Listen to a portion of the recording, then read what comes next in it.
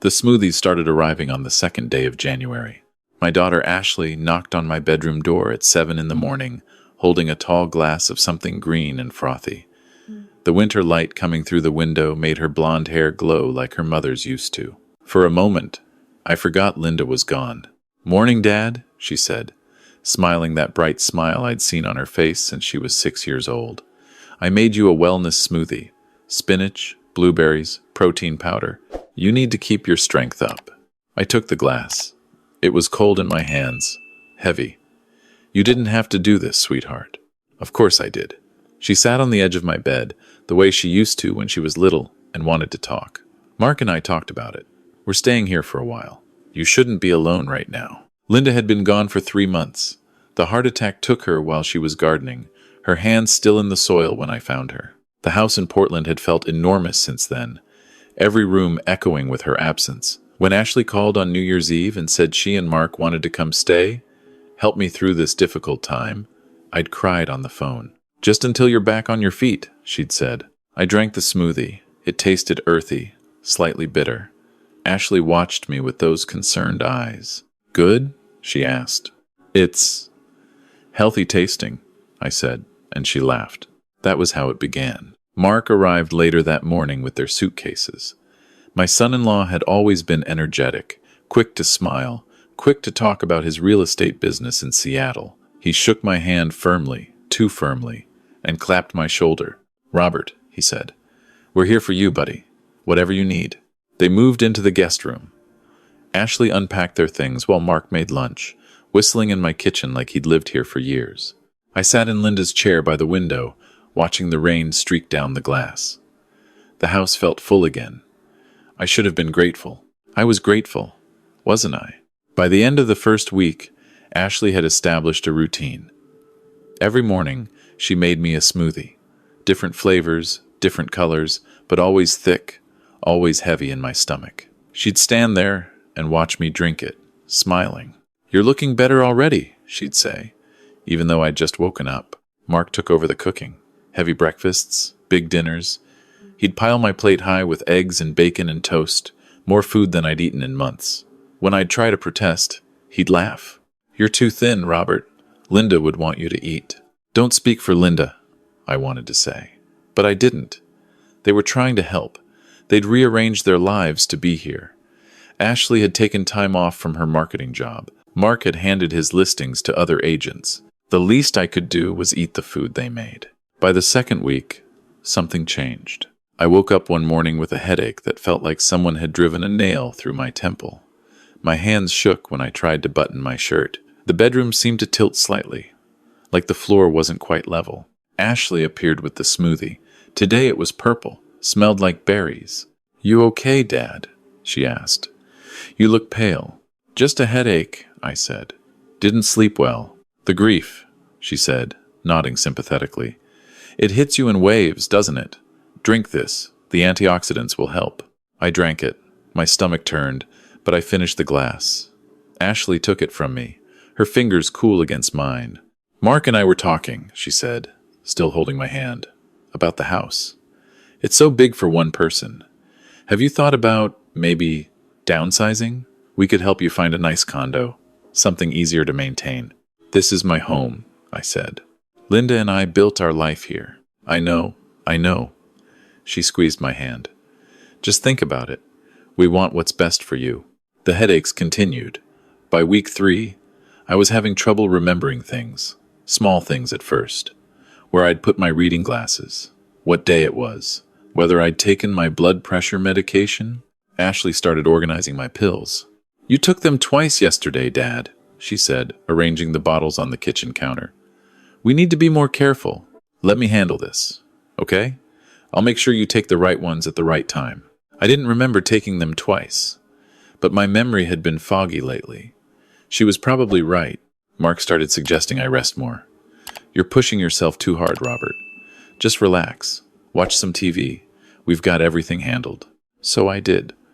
I sat in Linda's chair and watched the rain and tried to remember what day it was. The smoothies kept coming. The big meals kept coming. My hands kept shaking. My head kept hurting. The room kept tilting. One afternoon in late January, Ashley sat down across from me with a stack of papers. "Dad," she said gently, "we need to talk about something important." I blinked at her. She seemed to shimmer slightly in the afternoon light. "Your memory," she said. "It's getting worse. Mark and I have noticed. Yesterday you asked me 3 times what day it was. This morning you couldn't remember where the bathroom was. Had I done that? I couldn't remember. I think." She paused, reached across, and took my hand. "I think you might be developing dementia, Dad. Early stages." The word hit me like cold water. Dementia? "It's okay," she said quickly. "Lots of people get it, but we need to be smart about this. While you're still clear-headed enough to make decisions, we should update your will, make sure everything is in order." I called a lawyer. "He can come by tomorrow." "Tomorrow?" My head felt full of cotton. "The sooner the better, Dad. You know how these things progress. Mom would want you to handle this while you still can." Mom. She meant Linda. My Linda, who used to garden in the backyard, who used to make me coffee every morning, who used to know me better than I knew myself. What would Linda want? I looked at my daughter's concerned face, at her worried eyes, and I wanted to trust her. She was my little girl, but something whispered in the back of my mind, something that sounded like Linda's voice. "Be careful, Robert. I need to think about it," I said. Ashley's smile tightened for just a second, just a fraction of a second. Then it was back, warm and concerned. "Of course, Dad. Take your time. But not too much time, okay? For your own sake." That night, I lay in bed and tried to think clearly through the fog in my head. The smoothies, the pills, the memory problems. When had this started? After Linda died? Or after Ashley and Mark arrived? I must have been confused. They were helping me. They'd dropped everything to be here. But Linda's voice kept whispering, "Be careful." The knock on my door came on a Saturday morning, 3 weeks after Ashley and Mark had moved in. I was sitting in the living room, trying to read the newspaper, but mostly just staring at the words without comprehending them. Ashley was in the kitchen, blending my morning smoothie. Mark had gone out to run errands. When I opened the door, I saw a woman I hadn't seen in 15 years. "Sarah," I said, and for a moment my head cleared, the fog lifting. Sarah Williams looked older, her hair streaked with gray now, but she still had those sharp eyes. She'd been Linda's best friend since college. They'd lost touch over the years, the way friendships sometimes do, but Linda had kept photos of them together in her dresser drawer. "Robert," Sarah said, "I'm so sorry about Linda. I just heard. I've been overseas." "She would have been glad you came," I said. "Can I come in?" I led her into the living room. Ashley appeared from the kitchen, holding my smoothie, her smile bright and welcoming. "Oh, Dad, you have a visitor." She set the glass down on the coffee table.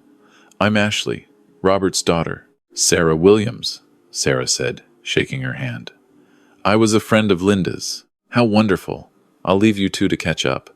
I need to run to the store anyway." Ashley grabbed her purse. "Dad, make sure you drink your smoothie before it separates. Okay? I'll be back in an hour." She left. Sarah sat down across from me, but I noticed her eyes tracking Ashley through the window, watching her get into her car and drive away. "How are you really doing, Robert?" Sarah asked. "I'm managing," I said. "Ashley and her husband Mark are staying with me, helping out."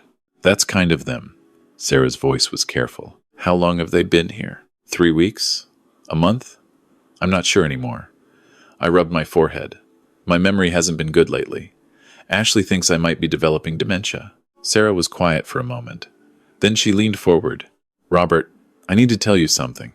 I'm not just Linda's old friend. I'm a detective. I have been for 20 years. Portland PD.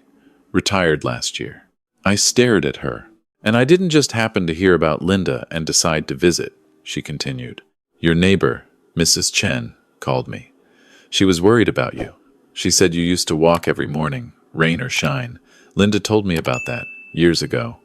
But Mrs. Chen said you stopped.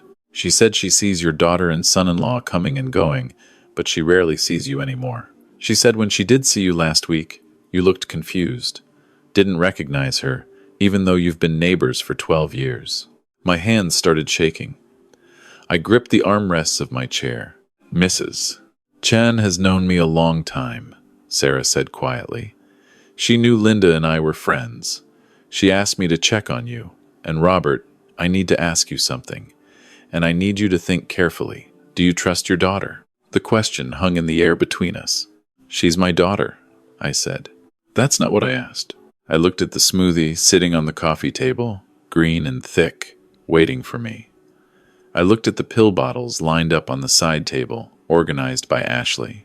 I looked at my hands, shaking even though I wasn't cold. I don't know, I whispered. Sarah nodded slowly. When did the symptoms start? After they arrived.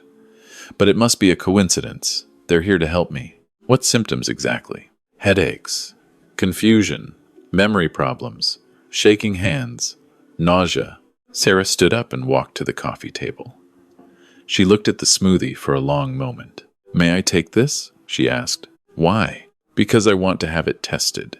Robert, I've been a detective for 2 decades. I've seen a lot of things. And right now, my instincts are screaming at me that something is very wrong here. You think Ashley is? I couldn't finish the sentence. I don't know what I think yet, but I know a lab that can tell us what's in this drink. Will you let me take it? I should have said no. I should have defended my daughter. But Linda's voice was whispering again. Be careful, Robert. Take it, I said. Sarah pulled a small container from her purse, carefully poured the smoothie into it, sealed it tight. Don't tell them I was here, she said. Don't tell them about the testing. Drink water when they give you smoothies, but find a way to dispose of them. The pills they're giving you, don't take them. Hide them. Can you do that? You really think? I don't know yet. But if I'm right, Robert, your life might depend on this. 3 days. Give me 3 days to get the results. Can you keep yourself safe for 3 days? I nodded. Sarah put a hand on my shoulder. Linda loved you very much. She told me once that you were the smartest man she'd ever known. Trust your instincts now. If something feels wrong, it probably is. After she left, I sat in the silent house and listened to my own breathing. The headache was coming back, pulsing behind my eyes. My hands wouldn't stop shaking. Ashley came home an hour later with groceries. She made lunch, made another smoothie for the afternoon, asked if I'd drink the morning one. I told her I had. While she was gone, she smiled. That night, I palmed the pills she gave me and waited until I was alone to flush them down the toilet. The smoothie she made for dinner, I poured into the potted plant by the window when she wasn't looking. My head started to clear a little bit, just a little. The next morning, I woke up and my thoughts felt sharper. The fog was lifting, and as it lifted, I started to remember things. Ashley, 6 months ago, calling to ask if I'd updated my will recently. Me, laughing, saying I was only 65. I had plenty of time. Mark, at Thanksgiving dinner, asking questions about my retirement accounts, about the house value, about Linda's life insurance. Casual questions, friendly questions, but a lot of them. Ashley, 3 days after Linda's funeral, asking if Mom had any debt, any obligations that would need to be settled from the estate. The phone call on New Year's Eve. Ashley's voice, so concerned. Dad, you shouldn't be alone. Let us help. And I'd been so grateful, so relieved to not be alone in this big, empty house. I'd welcomed them in. I'd invited the wolves inside. No, I was being paranoid. This was my daughter, my little girl who I'd taught to ride a bike, who I'd walked down the aisle at her wedding, who called me every week to check in. But she hadn't called every week. Not for the last 2 years. The calls had gotten less frequent, more rushed. And when she did call, Mark was often in the background, mentioning money troubles, business problems, investments that hadn't panned out. I got up and went to my office. The room was dusty. I hadn't been in here since Linda died. Couldn't bear to sit at the desk where she used to pay bills and manage our accounts. But now I opened the filing cabinet and started pulling out papers. Bank statements, investment accounts, the house deed, Linda's life insurance policy, $500,000. The retirement fund, another $300,000. The house itself, worth close to $800,000 in Portland's market. $1.6 million. If I had dementia, if I signed a will while I was incapacitated, leaving everything to Ashley. If I died soon after, my hands were shaking again, but not from poisoning this time, from rage. The 3 days felt like 3 years. I pretended to drink the smoothies, dumping them whenever I could. I pretended to take the pills, palming them and flushing them. I pretended to be confused, forgetful, weak. It wasn't hard. Part of me still wanted to believe I was wrong. Ashley and Mark watched me carefully, too carefully. "Dad," Ashley said on the second day, sitting down with the papers again. "About the will. Have you thought about it? The lawyer can still come by. It would really give Mark and me peace of mind, knowing you're taken care of." "I'm too tired today, sweetheart," I said, letting my head loll back against the chair. "Maybe tomorrow." Her jaw tightened. "Just for a second." "Tomorrow, then," she said. That night, I heard them talking in the guest room. I stood outside the door, my ear pressed to the wood. "He's not drinking enough of it," Mark's voice frustrated. "He keeps saying he's not hungry." "I know. We need to increase the dosage." Ashley's voice, cold, in a way I'd never heard before. "If we can just get him to sign, then we can speed things up." "What if he won't sign?" "He will. He's weak, Mark. He barely knows what day it is. Another few days and he'll sign anything I put in front of him." Silence. "You're sure the smoothies can't be traced?" Mark asked. "Arsenic in low doses, mixed with his actual medication that's been tampered with? By the time anyone thought to test for it, it would just look like an old man who had a heart condition and confusion. Natural causes. Grief. Everyone will understand." I stepped away from the door. My heart was pounding so hard I thought they might hear it. I walked back to my bedroom, closed the door, and sat on the edge of the bed where Linda and I had slept for 40 years. My daughter was trying to kill me. My little girl was poisoning me for money. I wanted to scream. I wanted to cry. But I couldn't do either, because tomorrow was the third day, and Sarah would have the results, and I needed to keep myself together until then. Sarah called the next morning while Ashley was in the shower and Mark was out jogging. "I'm outside," she said. "Don't let them see you talking to me. Meet me at the back door." I went through the kitchen, my legs unsteady, and opened the door. Sarah was standing on the porch, and her face told me everything before she said a word. "The smoothie had arsenic," she said quietly. "Small doses, but accumulating. Mixed with traces of your blood pressure medication, but at much higher levels than you should be taking. Robert, they're poisoning you." I nodded. I'd already known, but hearing it confirmed made it real in a way that shattered something inside me. "I heard them talking last night," I said, and told her what I'd heard. Sarah's face went hard. "We're calling the police! Right now!" "Wait." I grabbed her arm. "If we just call the police, they'll deny everything. Say I'm confused, that the arsenic must have been from pesticides or old pipes or something. I need proof. Proof they can't explain away." Sarah looked at me for a long moment. Then, slowly, she nodded. "What are you thinking?" "They want me to sign a will. They're getting impatient. Tonight, I'll tell them. I'll do it tomorrow. That, I'm ready. They'll be so focused on that, they'll get careless. Can you set up cameras? Hidden ones? And can you have police ready to come when I call?" "This is dangerous, Robert. Everything is dangerous now. But I need them to confess. On camera. I need evidence so airtight that no one can ever doubt what they tried to do." Sarah studied my face. "You were an engineer. You know how to plan. I learned from the best." I touched the wedding ring on my finger. Linda always said I was too thorough, too careful. She'd want me to be careful now. "All right," Sarah said. "I'll set it up. But Robert, if at any point you feel unsafe, you call 911 immediately. Promise me." "I promise." That afternoon, while Ashley and Mark were out shopping, Sarah came back with a technician. They installed 3 cameras. One in the kitchen, hidden in a smoke detector. One in the living room, in a picture frame. One in my office, in a bookshelf. Audio and video. Streaming to Sarah's phone. "Tomorrow evening," I told Sarah. "I'll tell them I want to sign papers tomorrow evening. They'll make the smoothie extra strong. I'll pretend to drink it, pretend to be barely coherent, and I'll get them talking. You're sure about this? I've never been more sure of anything. The next morning, I played my part. Weak, confused, barely able to stand.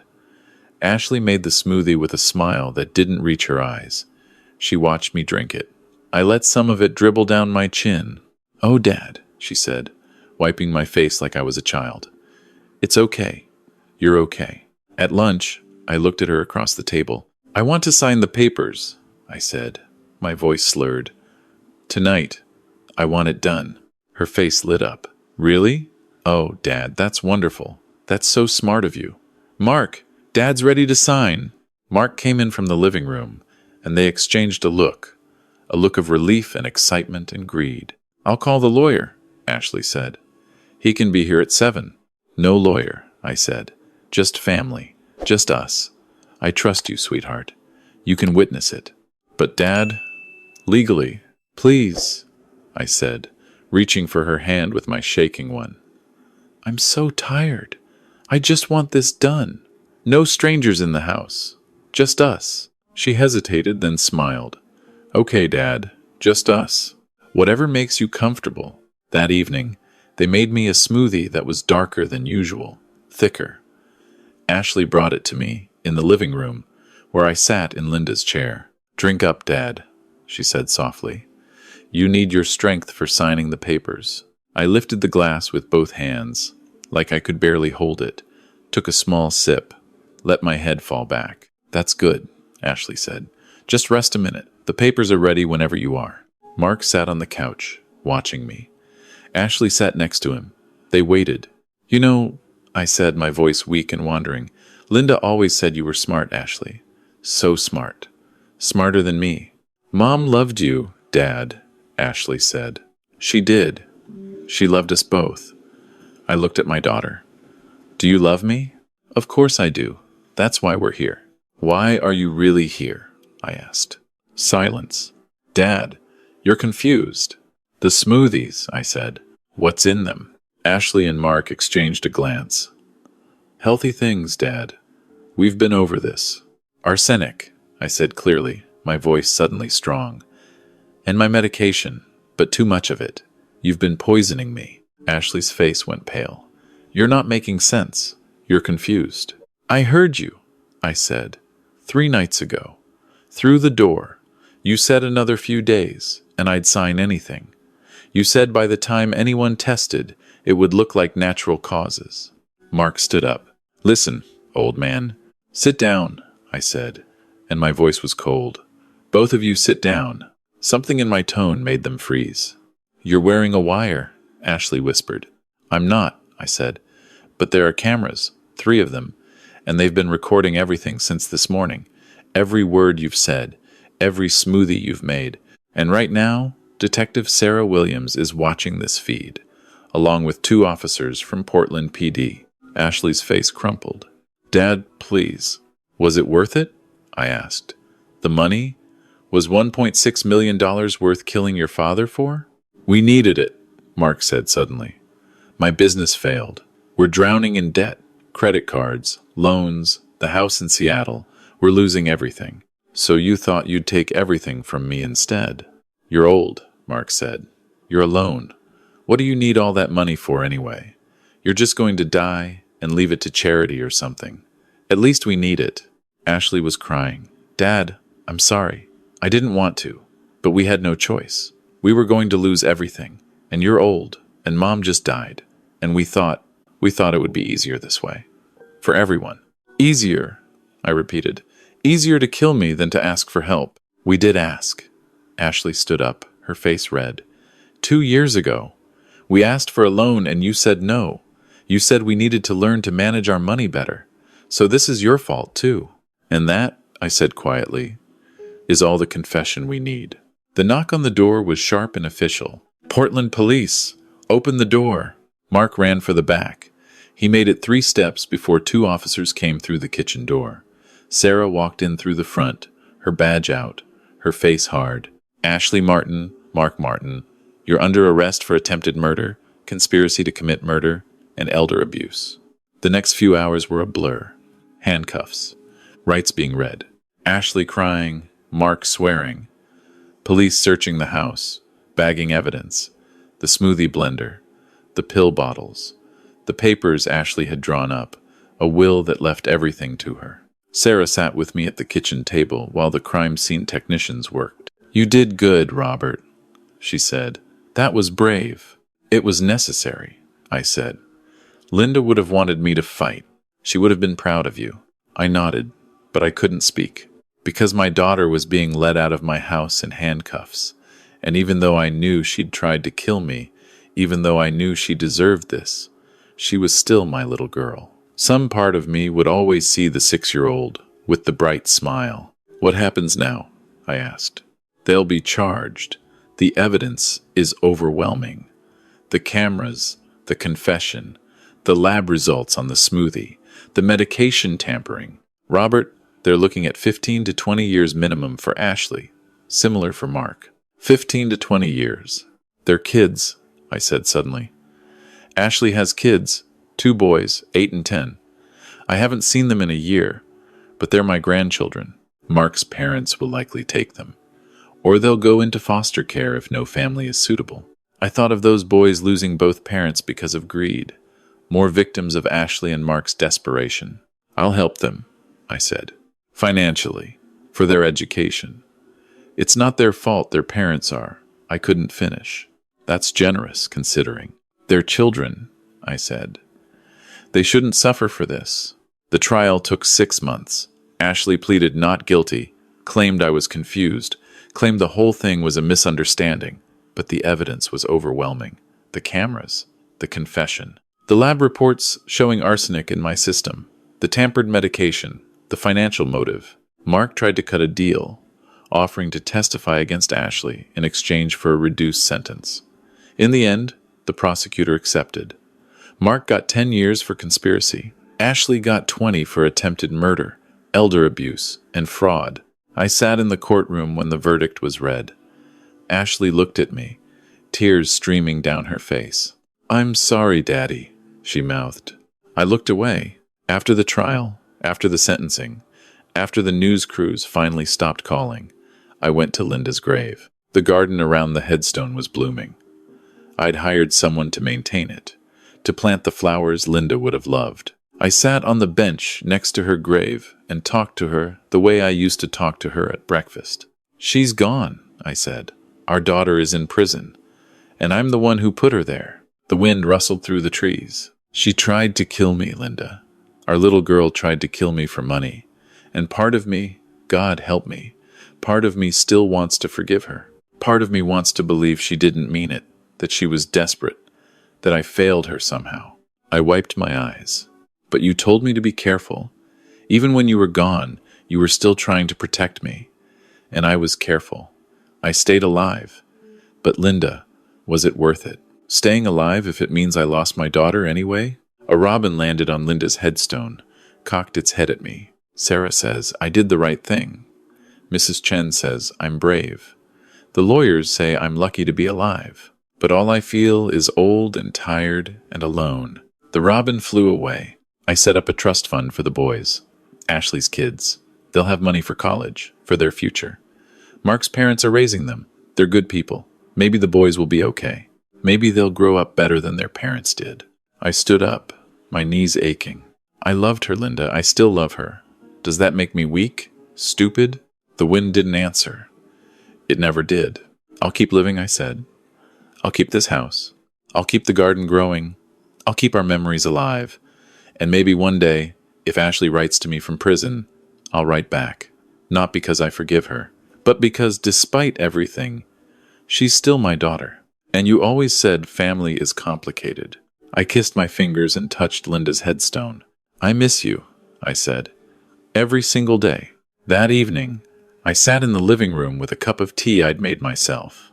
No smoothies, no pills I hadn't chosen to take. Just tea and silence, and the sound of rain on the windows. Sarah called to check on me. She'd become a regular presence in my life, dropping by once a week, making sure I was eating, making sure I was safe. She said it's what Linda would have wanted. "How are you holding up?" she asked. "I'm here," I said. "That's something." "It's everything, Robert. You survived. That's everything. After we hung up, I thought about that word, survived. Is that what this was? Survival? Maybe. Maybe that's all life is after a certain age. Surviving one loss after another until there's nothing left to lose. But then I looked around the living room, at the photos on the wall. Me and Linda on our wedding day, Ashley as a baby, before greed and desperation and debt turned her into someone I didn't recognize. Grandchildren I barely knew but would still support, still help, because they were innocent in all this. I looked at the garden through the window, still growing despite the rain, despite the dark months of winter. Surviving isn't nothing. Sometimes surviving is an act of defiance, a refusal to let the darkness win. I'm 65 years old. My wife is dead. My daughter is in prison. But I'm still here. I'm still breathing. I still have my memories, my mind, my will to keep going. Sarah was right. That's everything. The house is warm tonight. Outside, Portland is dark and rainy, the way it always is in February.